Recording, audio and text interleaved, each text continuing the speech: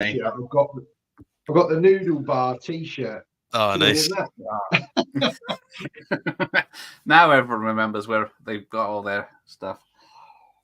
So yes, greetings everyone, and welcome Andy and welcome Matt. Now, doing everyone? I've got two experts here, or so-called experts. We'll see how much they love the film. So we'll start clockwise. Matt, when did you first see this Blade Runner 1982? To be honest, the first time I saw it, I think it was on television, probably BBC Two, probably on a Sunday night when they used to show the sort of these kind of tech noir sort of sci-fi films of the 80s, probably late 80s, early 90s, I'd imagine. So yeah, that was my first experience of it. Okay, Andy? I'd love to have seen it in the cinema, but I was too young. Yeah, I was 9, I guess, in the cinema. But yeah, Andy, I guess as a young lad of now, it would have been a few years ago. That's it, yeah. So not to make you all feel old, but I wasn't even born when Blade Runner came out. So 1982, wasn't it? 82, yeah. 82. So my first experience watching Blade Runner would have been my granddad's VHS, probably in like the very early 90s, 1990, 1991, when I'd have been 5 or 6, like far too young to understand it. But it was like you just went through the VHS collection and you picked it based on the artwork kind of thing, and it looked all futuristic and sci-fi and stuff. So I get sent upstairs to watch it on the combi VHS player, so they could have a wee drink. And you know that way you're watching it at that age, it's like the themes are far too complex, but it left a lasting impression because of how it looked, and sounded. Yeah, and then it wouldn't be until years later, probably a good 10, 12 years later, when I would kind of watch it after I'd grown up a bit and could understand it, and then I've kind of fell in love with it ever since. Yeah, I was the same. I rented it back, I guess it was 83, 84 when it was on VHS in the big box, and there was 3 films, Empire Strikes Back, Rocky 3, and Blade Runner that were Rocky 3, regular rentals. And for some reason I drawn to this film. I think it's the music, the look of it and everything, but like you said, I didn't understand it being 11 or 12 at the time.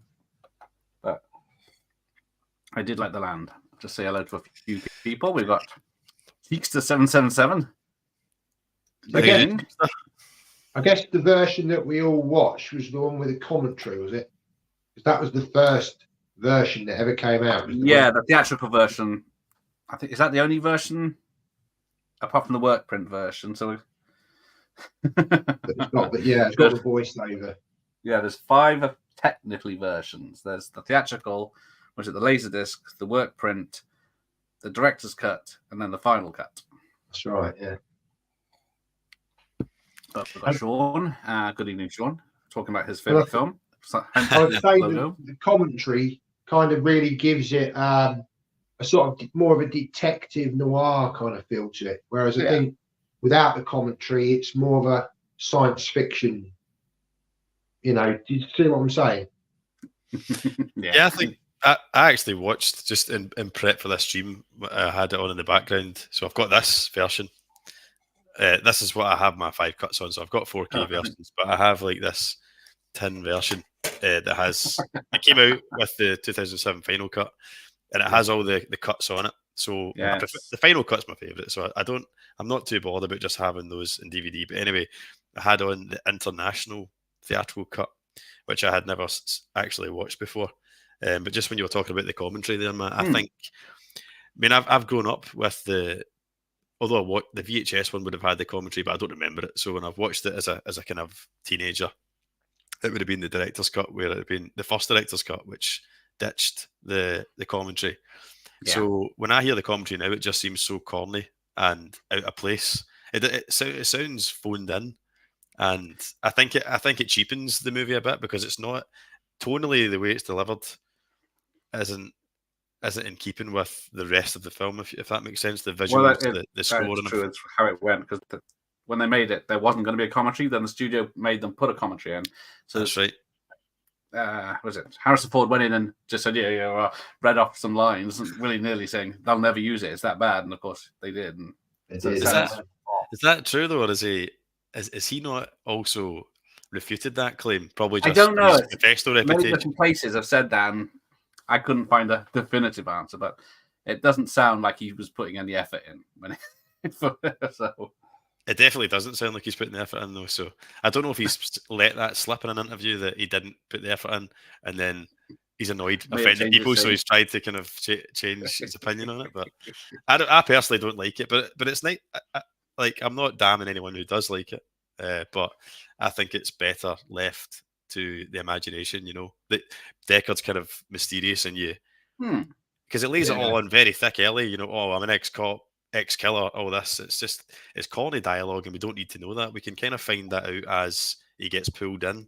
I think that's a more effective delivery than a phoned-in voiceover slapped on over the nice visuals. It's definitely off-putting now. Going back to it, it's weird. I think so. Anyway, so let's talk about the book. Do androids dream of electric sheep? Who's got the book? No, don't have. Who's read the book? I've got the book. Third through. Oh, you got the book. There we go. I've got the book, but I've only read half of it. I've tried about 3 times to read it. Not that it's a bad book, but I'm just terrible for getting distracted with books. Yeah, I only made it. Well, I only had time to read over a third of it, so it's different. Yes, very different. Very different to the film. Yeah, because it's only 193 pages, so it's quite a short book because the killings happen very quickly at the end, apparently. But so first of all, it is Rick Deckard. He is a bounty hunter, not a cop. It's in San Francisco. Okay. That's right. Yeah. He's married. And they have these empathy boxes, which you can control your showing off mugs. His legend mug. But yeah, they have empathy boxes which control your emotions. So you say, "Oh, I'm not feeling too good. I'll feel happy," and plug yourself into this thing. And then, of course, there's been World War III, even though it's called World War Terminus. So that's why all the animals died. Owls were first. So that's why animals are so expensive. But everyone wants them. But then you can only get fake animals on a budget. But yeah, there's a lot of stuff. There's like an AI, it's revealed to be an AI Jesus, and there's a lot to unpack in the film. I've only ever got as far as, not to spoil it for anyone, but the first replicant that he kills, which is totally different. As you know, Gareth, it's completely different to the first replicant he comes across in the movie. But yeah, it's good. I've read enough to get a feel for all that stuff, the setting and that, and I think that's the biggest shock was the fact that he's married. It's like on the first page, he wakes up next to someone and they have a conversation. Think, what the hell's going on here? This is not a film. So it's not Rachel. No, but yeah, there's no reference. Blade Runner is not referenced at all. They took that title from another book that they had the rights to, which is based on people.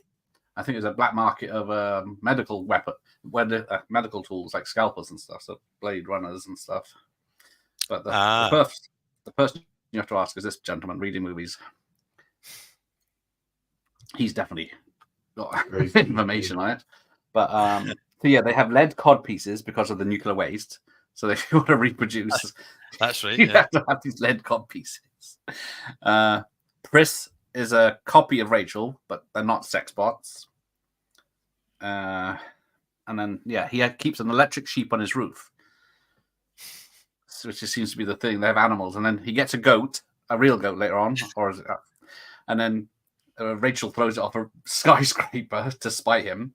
I need to finish this book now.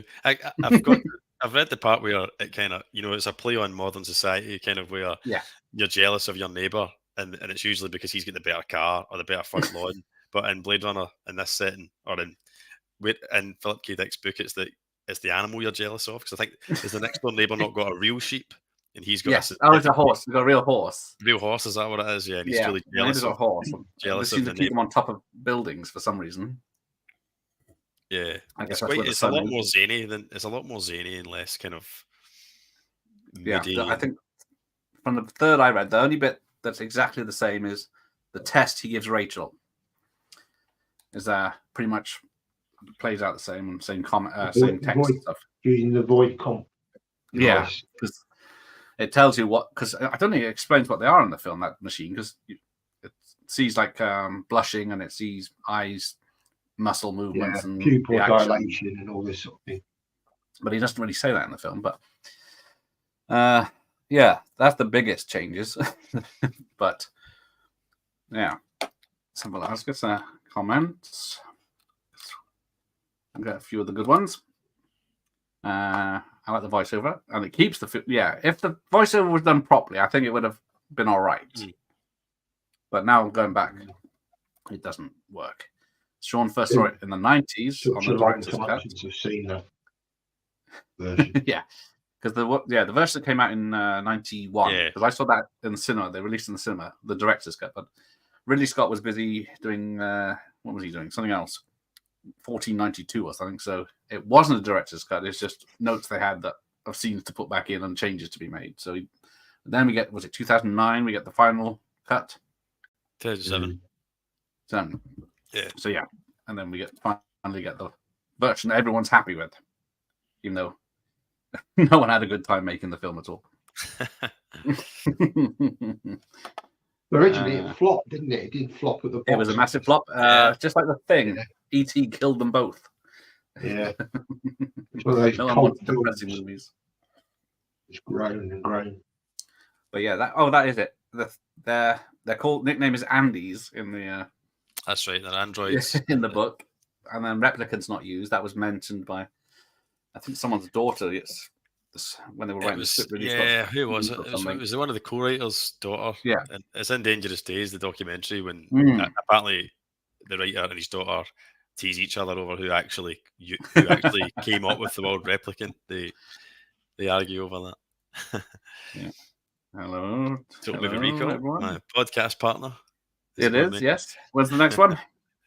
Next week. So we started with 2 because we were a bit behind with the first ones, but the plan is to do it on a fortnightly basis. Right, there you go. Yes, me and Dr. Possible saw the film in the director's cut in London back in 1992. We couldn't decide if it was the same cinema at the same time, but who knows? I have seen Blade Runner in the cinema. I was fortunate enough to see it at the Glasgow Film Theatre a few years ago now. Nice. Maybe 6 or 7 years ago. It was the final cut. But yeah, it was awesome getting to experience it on the big screen. Yeah, never seen it. It was actually on Monday night there in my local Odeon. But there was no fanfare about it, or no, like, usually when they show a film like that, they kind of put it on their socials and stuff, but they just kind of slipped it in on a Monday night. If I'd known about it, I would have made arrangements to see it, but I couldn't. Well, yeah, it's a bit of a shame. Right, so I'll show off mine first, so I'm in charge. So I got a old theatrical cut on the old retail VHS. Awesome. Yeah. So if anyone wants a copy. But then I got the re-release of the theatrical cut on the Screen Classics release. Only £6.99 from Smith. From W.H. Smith. The label on it, yeah. Wow. Bargain. Then we go to the director's cut in widescreen, no less. That's the one I had. Yeah. I think I've still got that somewhere. Nice. Yeah. So it's still released by Warner's. Finally, on VHS, the director's cut Mavericks directors. Now, unfortunately, I don't have the free fact card. Someone didn't put that in there, but there we go. So, Matt, which versions have you got? I'm guessing. Right. Well, obviously, I've got that one that Andy's already shown, the tin version. Really, really nice edition, that. I've got a steelbook, which I think this was a German version. The final cut with the unicorn on. And I've got, it's a custom lenticular. It's not very good. I don't know if you can make it out. Oh, yeah, you can see it now. Oh, yeah. Oh, yeah. It's not the best. It's somebody's, I think, I picked it up on eBay. So there's that. This really nice big box version on DVD. I remember that. It's got the full-size poster in it. and it's got the film cell as well. That scene, obviously, in the film cell. And there's a load of lobby cards as well.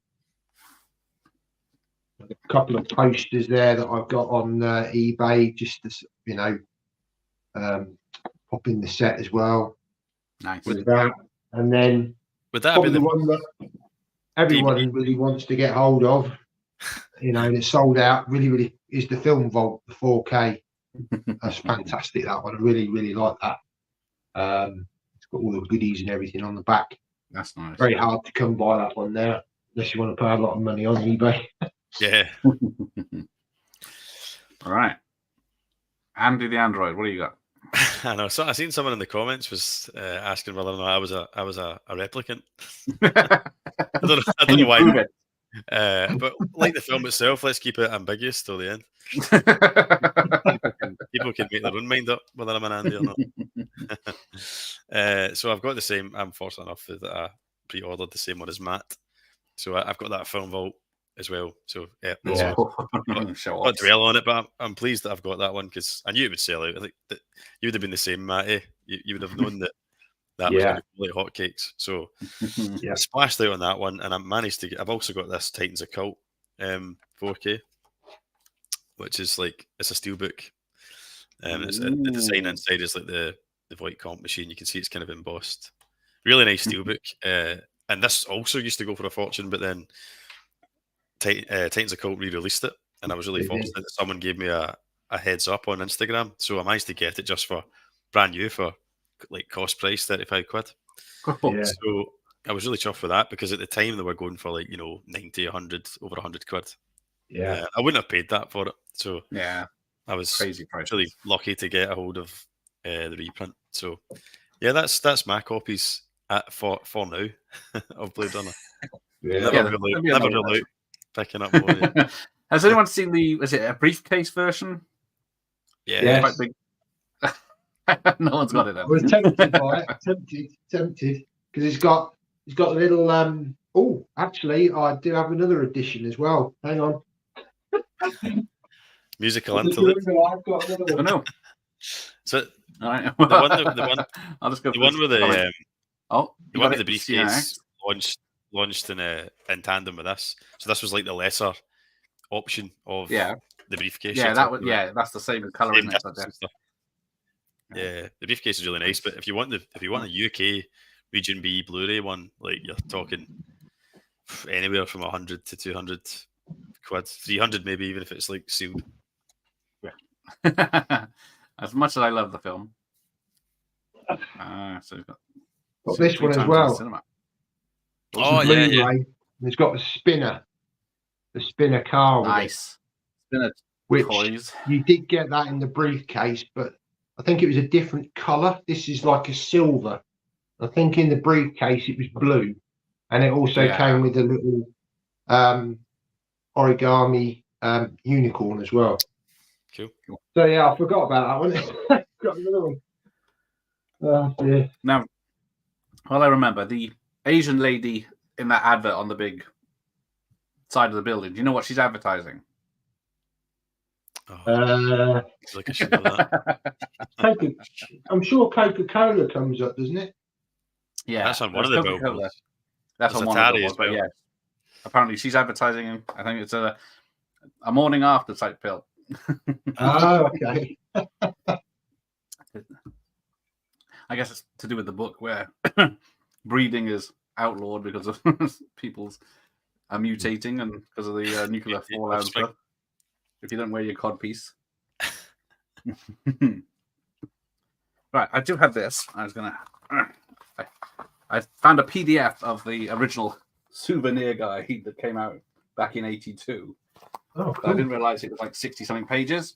So it's like fully in-depth making of drawings, exactly, script pieces, interviews.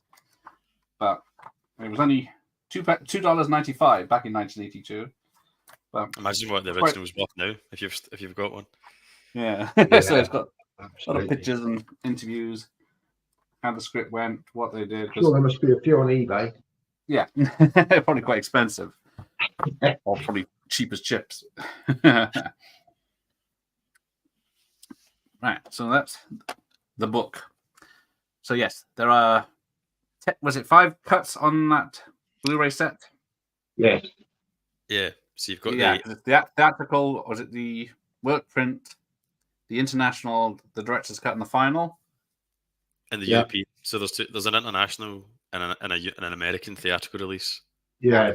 US theatrical, international, director's cut, work print, and then the final cut. All right. Yeah. So there we go. What's your favourite, guys? What's your favourite, Gareth, of the 5 cuts? I've only seen the 3 cuts, I think. Theatrical work, director's cut, and final. I'd be fine watching any of them, so as long as it looks good and sounds good. There's only a few scenes that are that different, isn't it? So I would only notice, the theatrical cut has the tacked on happy ending using footage from The Shining, where the spaceship's flying away in the daytime and it's not raining, it's not dark, it's not wasteland. That's the only thing I would probably pull me out, because I know I think there's a difference between the director's cut and the final cut, where instead of saying fucker, Rutger Hauer says father to the that's so interesting to see that, because see, for years I always thought it was me misinterpreting it, but I thought that was a line. I want more life, fucker, right? I thought that was the line, and it made sense. Being aggressive and he's angry with it. And then I think I had the subtitles on one day, and I realised that the line was actually father. And so for ages, I've just thought that it was my misinterpretation, but maybe the confusion was because that is actually a line in some of the cuts. Yeah, they've changed the line. So what one's it in then? What one does he swear in? Nice. I think it's the director's cut, it's one of the older cuts. I don't think it's the director. It could be the director's and the theatrical, but they did change it to make it more religious symbolism. It does kind of make sense. It makes sense, the father thing. Yeah, it's a bit crass. Either one works, but I get why they changed it. Oh, hang on. I got a nice donation from Born in the 70s Gaming. Thank you. So we'll take that. You're in the desert, walking along the sand, and all of this. Well, thank you. Thank you for being one of my sons and everyone else. Are you trying to review Gareth as an android? Yeah. Look at that people dilation there. He's good. I'm not blushing. It's hot in here. But then we get trouble. No. Oh, see, he's not a fan. He doesn't know anything. He doesn't like the Batman, doesn't like Blade Runner, doesn't like Terminator 2. He can just jog on. Yeah, this film is too big for a watch party. There you go. So it's in the theatrical and hang on, which way around? What does he say? Without spelling the swear word. But yeah, Sophie said it anyway. So yeah. Well, I don't know if it'll take it in the text comments. I didn't realise being spoiled with so I've predominantly watched the final cut because I had the first time I owned it myself was the 92 director's cut on DVD. Right. And then I bought the final cut Blu-ray, I don't know, like not long after it was released anyway. And that's what I've always watched. Yeah. And it wasn't until I watched Dangerous Days fairly recently all the way through that I realised just how many like mistakes, like how much work was actually done, albeit subtle work. But some of the stuff they went to extreme lengths. Have you seen Dangerous Days? Like since it came out, but long time ago. Yeah, because they did basic stuff where they've reused a scene of Rutger Hauer from when he's with Tyrell, and Tyrell's got his hand on his shoulder, so there's like a thumb in one of the. Then they reused the shot somewhere else, so the final cut had to erase this thumb and the put the background in the shot. They actually got what I found really amazing was they got Harrison Ford's son to come in and redo.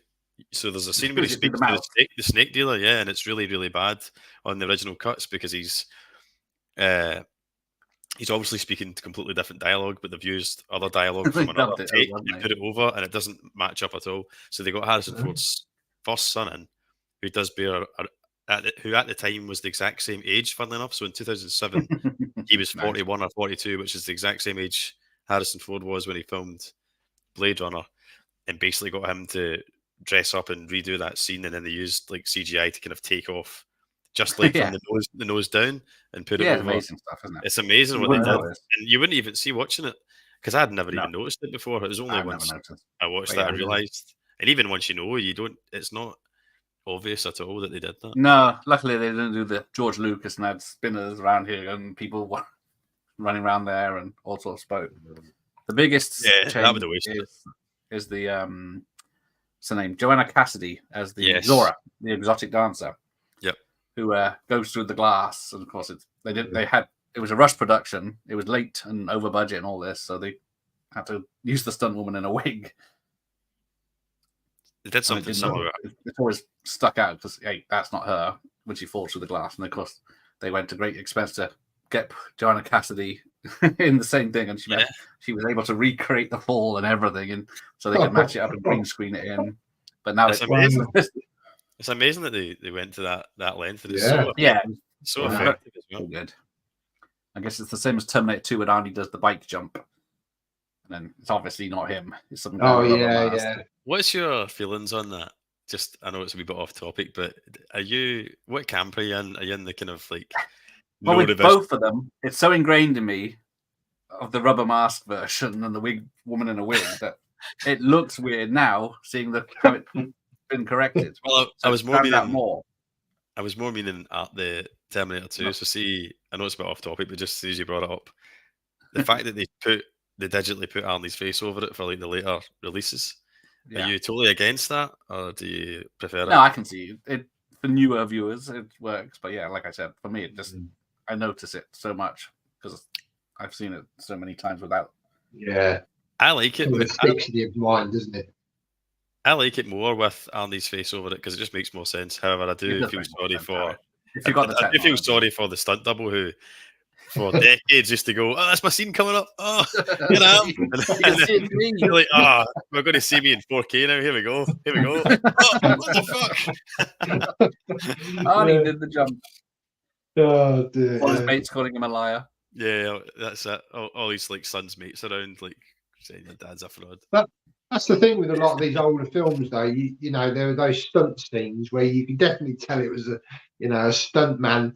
You know, and I don't know. It just kind of you just accepted it, didn't you? And just thought it was part of the fun of it. But the only way they could do it without injuring the stars, because it's so obvious in HD film, like the action films of the 90s. It's like, oh yeah, that's not him. That's obviously a stunt person. Yeah, but because talking of Zora, so she's an exotic dancer in the film. She was an opera singer in the book, and the snake that she wears in the film is actually Joanna Cassidy's own snake. So that's why she's so comfortable just playing around with it and hanging him up.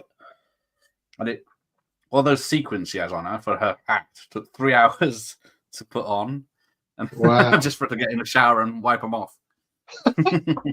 God.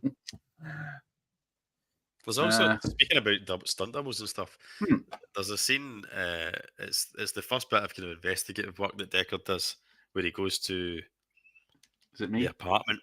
Whose apartment is it, though? Is it Leon? Rachel. I think it's Leon's apartment. Gaff gives him an address, the last known address or something like that, I can't remember. But he goes, he finds the scale in the bathtub. Apparently that's a lot of that was Vic Armstrong. I think. Yes, that's what I heard. Yeah, Vic Armstrong, because he doubled Harrison Ford in Temple of Doom and Last Crusade because they looked alike. I don't think he was available, or it might have been a reshoot or something like that. Yeah, with the reshoots, like you said, they just photographed him in a coy way, and because Vic Armstrong looks so like Harrison Ford, it's so convincing. Yeah, because it's Vic Armstrong that does the leap from the horse to the tank in Last Crusade is one of his biggest stunts. He did a lot of the horse stuff. I watched a YouTube reel or something, and it was Vic Armstrong talking about that specific stunt, the jump from the horse to the tank, and he claims that Harrison Ford wanted to do that as well, but he was like, "You've literally done everything in this film. Like, I need to put food on the table for my family, so you need to let me do one stunt so that I get paid. And he was like, right, okay. Yeah, I've heard that. Oh, because the other thing was, like someone said, hang on, let me just go back. There we go. Sean saying, yeah, the concept art, they originally wanted Dustin Hoffman to play Deckard. Then another long list of people came up when he didn't do it. But when Harrison Ford turned up for the job, he'd to speak to the director, he had to come from the Indiana Jones Raiders set, and he already had the fedora on because Deckard was supposed to be wearing a fedora because it's a noir detective. So yeah. They had to abandon that idea, and then Harrison Ford also then had a severe haircut for the filming, which also upset Ridley Scott because he wasn't supposed to. Oh, so apparently they did not like each other as well, so that didn't help the whole filming. I think his haircut works in it because I think it works. It looks fine to me. Yeah, it looks like it's a bit more futuristic. Plus, because at the time, in the late 70s and early 80s, people, well, maybe not so much the early 80s, but certainly like the 70s, and when he played Han Solo, yeah, he's known as having that, the kind of scruffy hair and stuff. So I think the short hair helped to differentiate character. Yeah. Yeah, definitely, because long shaggy hair for Han Solo, and then straight into this shoot off. And also probably Indiana Jones as well, because he's had longer hair in that as well. Yeah, absolutely.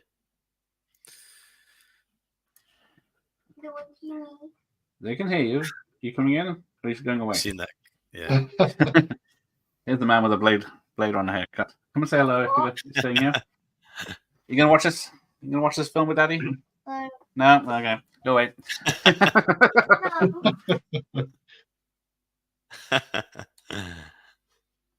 Nice guy. So yes, the chat. You did right. Later. The beating for the wee bear. So what we got? Japanese culture, which is heavily influenced in the film, was not in the book as well. So that was another thing Ridley Scott and his designs brought in. I think that was yes. Oh, sorry. No, I think you're going to. Sorry, I keep jumping in. No, you carry on if you're going to say they won the war.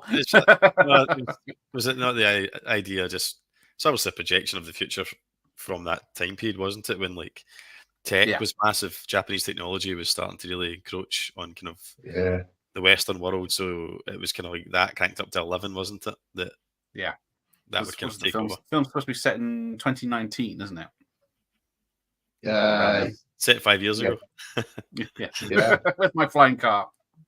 But although in the film it's only police and authority figures that have the flying cars. Everyone else has got bicycles and stuff like that. Yeah. People. There's quite low tech stuff as well, isn't there? With a mixture of Although I do want those umbrellas with the fluorescent lighting, so. I think that's a great idea. Why is that never took off? No one's got LED versions. Yeah. Yeah, there was at the time, Japan were buying all the businesses back then. So, and there was the other theory is Japan was who we were having a nuclear war. Well, America had a nuclear war one, and then Japan won. That's why they took over. But there's no definitive answer, I don't think. But I'm sure someone will tell me in a minute. So yeah, they're called replicants or skin jobs, as the actor says.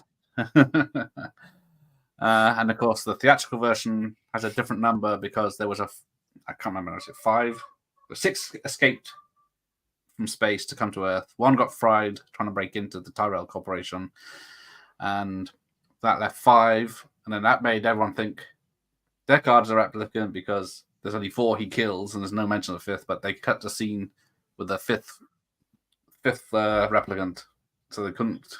They didn't cut the line or change it, but then they change it, of course, in the other cuts, so it makes sense now.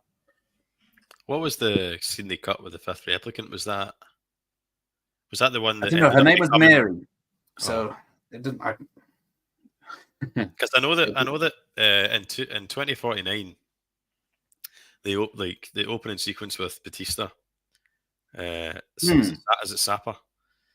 when he takes him on. That was originally considered as a scene in the original movie, but it was deemed as like, because he has to fly over the kind of rice fields, whatever it is, the synthetic food fields. It was deemed too kind of like too difficult for them to expand the production design, the world, to incorporate it, so it was dropped apparently, and then they reused it in 2049 apparently. Little interesting tip. So who haven't we talked about? Edward James Olmos. People are always surprised that he's the same guy as in Battlestar Galactica remake. And Miami Vice. Yes, the Captain Miami Vice, isn't he? People love He's that. great now. I thought that was a brilliant series, Miami Vice. I had a BBC One. Fantastic. Nice. Are you talking about the original, Matt? Yeah. Fantastic it was.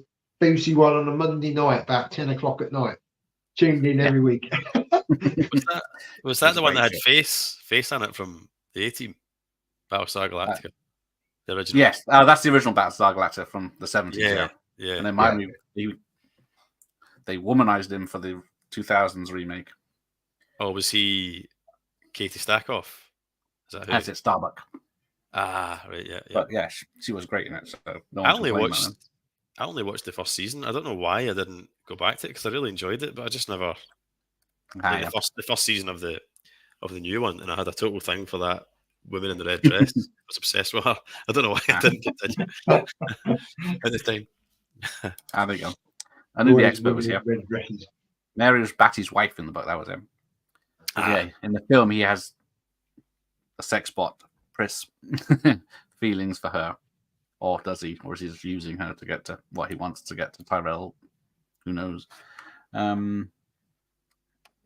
Philip K. Dick, who wrote the book, unfortunately died during the making of the film, but he did see about 20 minutes of the footage they had filmed, and he approved of it.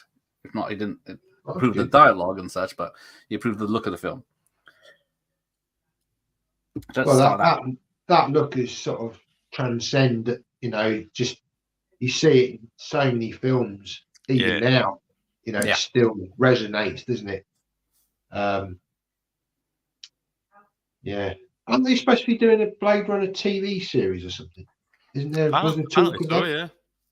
Hang on, I'll be right back. You carry on. I think it's called 2099, Matt. So it's going to be set, obviously, years and decades after the events of the last film. Have you seen Black Lotus, which is like the Japanese anime that they did? No, I haven't. Is it? Where can you find that? Is that on any of the streaming platforms? Well, AJ, I think he got it from. I don't quite know where he got it from, but he burned me a few episodes on disc. So I was fortunate to watch a few of them, and it was really good. I need to look it out. Yeah, I don't know. I'm sure he must got. I mean, it was about a year ago now. I'm sure he must be able to find it somewhere, but it's very good. It's got that definite feel of Blade Runner in it, but obviously it's all anime, so it's got that anime feel about it. But yeah, it's really good. I'll definitely look into that. I was aware of it, Matt, and I've been meaning to look it out, but for one reason or another, it's keeps slipping my mind. But it's worth watching as well. You've probably seen them, but the short pieces that Denis Villeneuve did to bridge the gap between 2019 and kind of set up 2049 are worth watching as well. On the special features. Yeah, I've seen those. Yeah, because what's his name's in it? In the the guy, I forget what his name is. Jared Leto. Yeah. There's a scene with him, isn't there? And he's in an office or something. Can't quite remember it. I think there's an animated one as well. I think there's 2 live action ones. That's got the one that you mentioned, Matt, the Jared Leto one. There's one with Sapper, which just kind of gives a bit of an insight into his character. Yeah. And I think there's an animated short as well. I could be wrong, but I think it's an animated one. But yeah. Did you get to see that at the cinema? I did, yes. So I went to see. I was really excited for that. I went to see at the cinema with my wife, just a standard screening, and I loved it that much that I really wanted to see it in IMAX before it disappeared. So I went up to IMAX 3D in Glasgow Science Centre, and I booked. It was like I think it was a Saturday night. I don't know where my wife was, but I booked like the seat. I just booked the most central seat. Right, it was just for me. Right, and I didn't think it'd be all that busy. It was pre-COVID, obviously. So I went up there, and it was absolutely mobbed.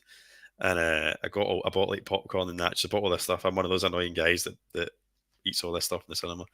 And I walked in. I looked in the auditorium, and like there was my seat. Like it was absolutely mobbed, and just my one seat in the middle. So I had to like everybody had to get up as I went through.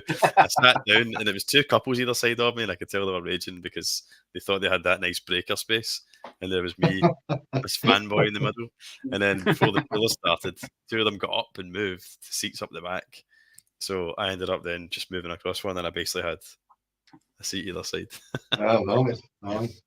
But it was awesome. It was amazing in IMAX 3D. I quite like 3D, not in everything, but I think some films are really good in 3D. Yeah, I was lucky when I went to see it. I think I went on an afternoon, and there was literally 2 or 3 people in the cinema, and it was one of the best cinema experiences I've ever had, to be honest. Because I don't know about you, but the bass was literally, I felt it in my chest. Yeah, absolutely. And I came out, and I had goosebumps when I came out of the showing of it, because it affected me that much. And I absolutely love it. Equally as much as this film. I would say that I would agree with you, man. I kind of feel that way as well. I think the original just maybe has the edge slightly because it's the original. You know, it's the. I think the original was just that going as an advantage, just that it was, you know, if it wasn't for that, you wouldn't get the sequel kind of thing. But a fantastically worthy sequel, certainly 2049. Oh yeah, he did it so well. I mean, I'd love to have seen another film, but I don't know whether we'll get another one. But I don't know. We'll see how this series goes. I'm really keen to see. I think it's an Amazon Prime original. Yeah, I thought there was talk of it, then it all went quiet. Maybe I'm sure Ridley Scott was involved in it as well. What's he not involved in? See if you look at Ridley Scott on IMDb and look at upcoming projects, he's linked to about 100 projects. The guy's about 80-year-old or something. Yeah, he's not a spring chicken anymore, is he? No, and it's like he's just made that Napoleon, which I've not seen, but people are not speaking very favourably of it. No, I don't want to. But the thing with that is, you had Stanley Kubrick who tried to make a Napoleon film. I think he tried to make it for like, what was it, like 10, 15, 20 years? Couldn't get it, couldn't make it. You had the other guy that made one that was like, who was the guy that made one in the 70s?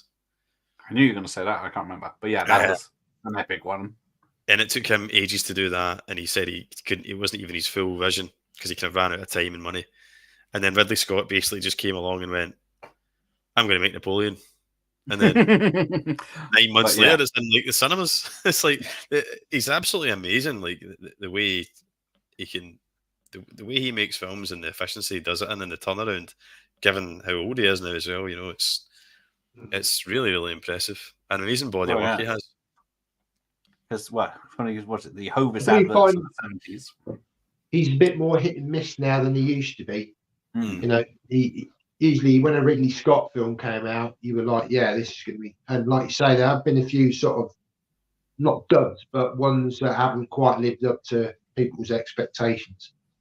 I haven't seen Napoleon myself either, but yeah, I've heard similar things. I've heard it's a bit boring, to be honest. Yeah, like it rushes like 30 years of the guy's life in 2 hours or whatever it is. Yeah. It's mostly just him talking to his wife. Right. So yeah, because originally after Alien, I know there's a few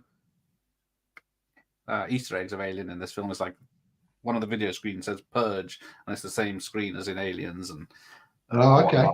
Some of the tech in the background is Alien. Like design of, I think it's Ford's apartment, or a section of Ford's apartment is the same as the Alien spaceship interior and stuff like that. It would totally work if it was set in the same universe. I appreciate the times are totally different, but you could it's totally believable that 2019 Blade Runner is in the same universe as down the line in Alien. Yeah, you can believe that's the Earth that they left behind. Yeah, 100%. I think the most impressive part of tech that I remember seeing on it, but this was before we had phones, internet, anything, was the telecom system. You know, when you could see the phone. face, and we were like, "Wow, never seen anything like this." You know, and kids nowadays was like, "Well, no big deal," but back then it was like, "Oh, this is state of the art." I didn't think that myself, Matt, watching it recently. Like, you're right. Like, the video call thing, that is pretty much exactly what we have. Like, FaceTime is such a common thing. It is, yeah. Absolutely. Only dreamt of back then. Yeah, and only our sort of age group will remember that time, Yeah, the top to age group. Yeah. The machine, I can't remember what it's called now. The machine that he enhances the images with as well. Yes. Albeit gets a bit ridiculous when it can like change the direction. Find things aren't in the photo, which is a bit crazy, but just the idea of being able to zoom an image though as well, I would imagine. Although that was impossible you totally take that for granted that you can just grab your phone and like pinch the zoom. But they were quite right with that as well. You can easily zoom in images, Yeah. I'm sure a lot of these, they were like pioneering ideas. Tech companies have gone, we can produce this. Yeah. Oh no. Because there's lots of I've got the film on at the moment. Those two dancing women with the hockey masks. One of those, they got the Japanese girl dancing. They got hockey masks. Or Friday the 13th, maybe there might be a little bit of a nod to that with those hockey masks. That would have been around about the same time, wouldn't it?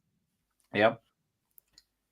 Because there was a few companies that went bust after the film was made, even though it's set in the future. Is it like Atari and there's Pan Am?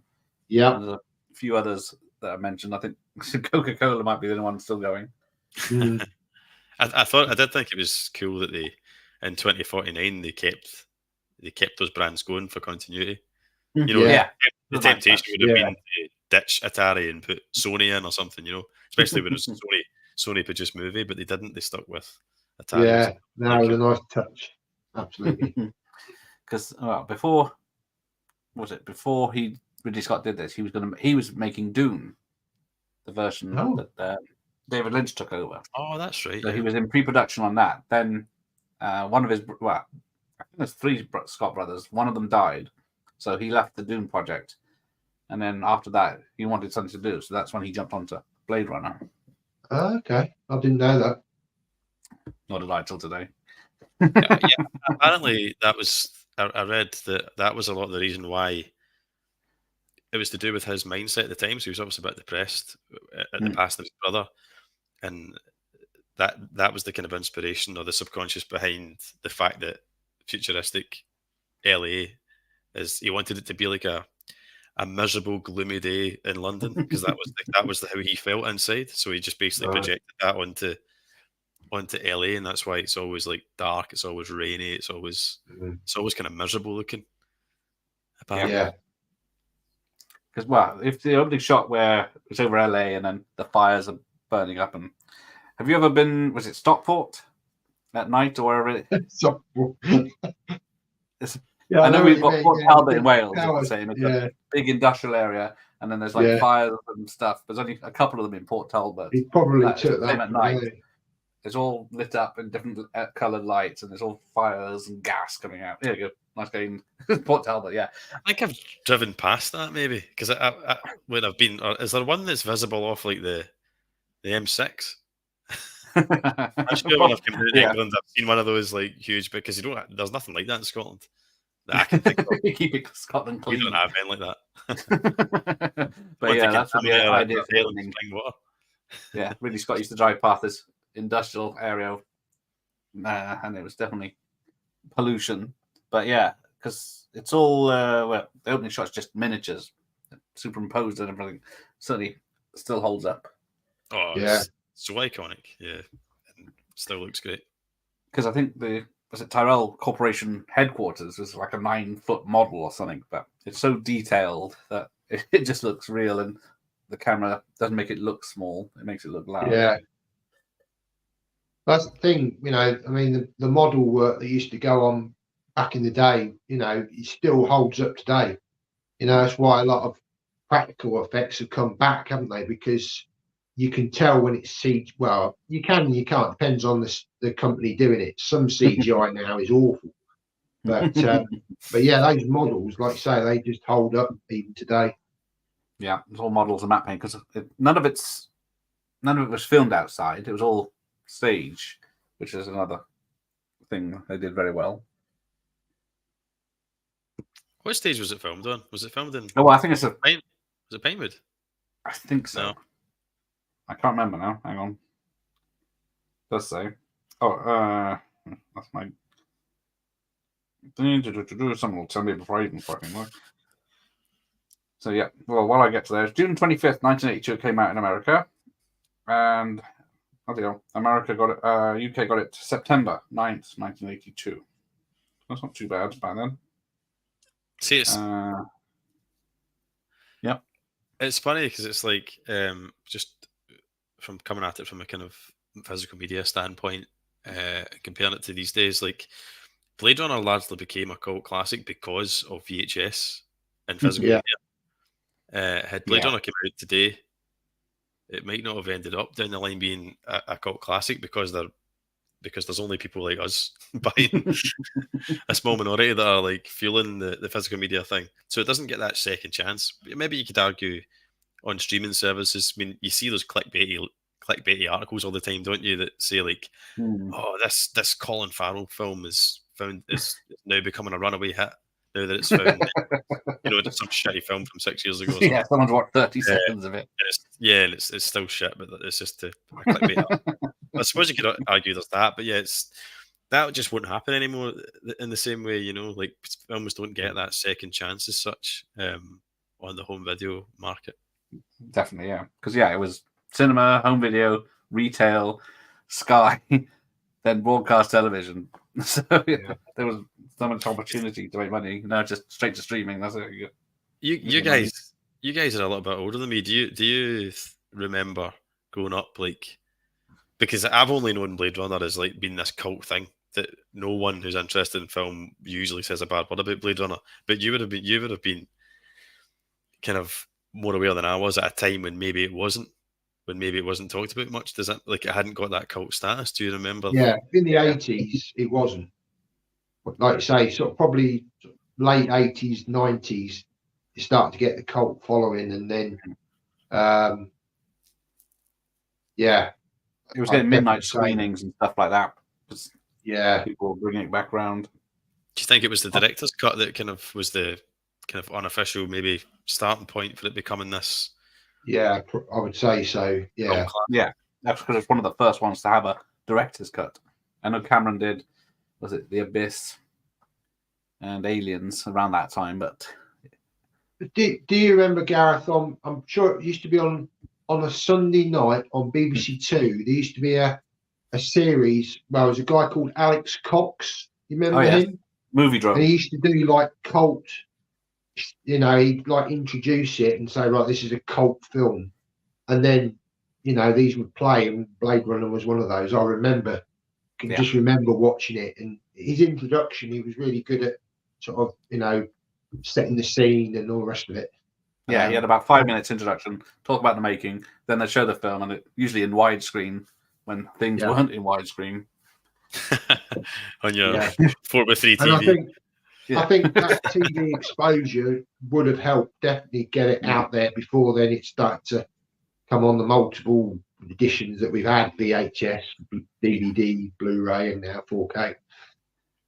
Because Blade Runner, I can't think of it. Well, maybe like Jaws and stuff, but I think Blade Runner is one of the biggest physical media cash cows ever. Like if you could release a version of Blade Runner every 6 months, and it would sell out every time. Yeah. Don't give them ideas. The Matrix. Yeah. It's one of those titles that people just have to have every. Yeah. Not me personally, but I'm starting to fall into that trap a little bit. Yeah. But it's interesting that because like it's interesting to speak to people that are fans of it that are a wee bit older than me because, like I say, I just don't like I didn't. It's just always been this well-regarded film in my lifetime, that I can remember. Yeah, I think it wasn't on TV much because it wasn't a popular one either. Like apart from the specials, so it wasn't on like a Christmas or anything. But yeah, no, it was more sort of late night BBC Two sort of affair, and I think that's why it got that cult status because it wasn't in the mainstream. It wasn't on a Saturday night at 8, 9 o'clock or whatever. Although, is it an 18 or 15? No, it's a 15. No, it's a 15 at the moment. Yeah, on the 15. VHS. I think that's the perfect time to watch Blade Runner, isn't it? For me, anyway. It's a film you've got to like. I like watching it in the winter on a late at night on my own, lights off, and just kind of like it's a kind of feel piece. You've got to kind of like feel Blade Runner and let it wash over you a little bit. Yeah, you've got to be in the right mood for it, I think. Yeah. Now, the one thing I did want to discuss is I only noticed it on this 100th watch. They're called replicants and they're supposed to be androids, but they seem to be 100% human flesh and everything. And the only way you can find out if they're a fake is if you test their emotions. So what part of them is an android? That's a question for Tyrell, who sadly couldn't be here tonight. Yeah. He's got it's always James Hong making He's going to be on the stuff. 2049 stream, don't worry. It's always been a bit vague, hasn't it? The whole thing. Are they real? Are they not real? Yeah, if you shoot them, they bleed. A replicant, is he not? They do a better job of it in 2049 with that whole scene where one of them kind of comes out of a birthing sack, so it kind of implies that they're kind of organically grown. They're not Terminator type android or like alien Bishop style where they do have kind of like mechanical parts inside them. But I've never even thought of that before. Like I've never actually stopped to question an X-ray. But I think part of the charm of the original was that it was left up to you to decide. Yeah. Is he, isn't he? And I think that air of mysticism about it is what kept people coming back to it because they're constantly thinking, well, I think he is. And then maybe the next time you think, no, I'm not sure. So sometimes it's actually better to leave it to the viewer to make their own mind up. Yeah. Let's have a look. The poll says, when I asked the subscribers, is Deckard a replicant in Blade Runner 1982? 55% said yes. That's all right. Okay. So he's a 67 replicant. Votes. So far. Problem solved. End of stream. See, the thing, just to kind of touch on what you said there, Matt, that's what I absolutely love. The reason I love Blade Runner, everybody loves it, but the reason I personally love it is obviously you've got the aesthetic, you've got the incredible Sid Mead-like production design, which, as you said, Matt, has been replicated. It still gets replicated. I mean, I just watched The Creator the other night there, and there's definitely some inspiration in that film. Yeah. I think Sean McManus is talking about Ghost in the Shell being heavily inspired by it. It's inspired all these really good movies throughout the last few decades. But anyway, it's like all good science fiction, in my opinion, it should pose questions. It should challenge you. It should challenge you to think about reality and to think about real world issues. And I think that's what's fantastic about Blade Runner. That at its core, it's about what is human. What does it mean to be a human being? And every time you watch it, I think it's like, and the whole thing at the end, is he a replicant? Is he not? Every time you watch it, you might have a slightly different opinion depending on there's little things you pick up and stuff, or how you're feeling that day might even influence it. But I think that is what's fantastic about it, is the fact that you don't know either way, because I think ultimately that is what the film is trying to convey, is that it's an impossible question to put to say what is life, when it's a case of like, you've got humans and you've got these things that we've created, just like God creates man in his own image kind of thing. And they both feel, and the film does a good job of showcasing that. You could argue Roy Batty and Rick Deckard are mirror images of each other in a way. They're very deliberately set up to clash and get you looking at the comparison. And in many ways, Roy Batty lives his life more like a human. He sacrifices. He shows compassion at the end when all Rick Deckard's tried to do the whole film is hunt him down and kill him. He's supposed to be the human, but he's acting like a machine. And then you've got Roy Batty, who's the machine, who's acting like a human. So it's like, that's what I love about it, and that's what keeps me coming back to it. It's the themes complemented by the amazing production design, the visuals, the fantastic score. That's why I think it's a masterpiece, personally. Yeah, because you brought that up. The android coming to look for his maker is what Ridley did when the Alien, Prometheus, and Covenant. He tried it again in that, but it didn't come out as well, I don't think. What, the whole trying to meet your maker and whose life is worth saving and who's a real person. And I quite enjoyed Prometheus. I know a lot of people don't think much of it, but I really enjoyed it far more than Covenant. I know a lot of people probably prefer Covenant because it's more alien, based, but I quite like the fact that it was very different to what we'd seen, and I like it as well. I rewatched it just last year, my friend, and here on the setup, and I thoroughly enjoyed it. It's got some silly things that happen in it, silly character decisions, like the famous why do these intelligent astronauts just run in a straight line when they do move either side, and the helmet off things daft. It's really reckless, but it looks great. I think it's good. I think it's good quality. It's good quality sci-fi if you can look past it's the odd flaw, Yeah.